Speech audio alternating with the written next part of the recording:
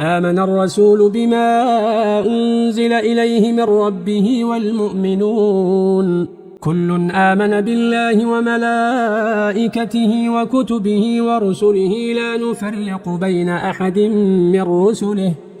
وقالوا سمعنا وأطعنا غفرانك ربنا وإليك المصير. لا يكلف الله نفسا إلا وسعها لها ما كسبت وعليها ما اكتسبت ربنا لا تؤاخذنا إن نسينا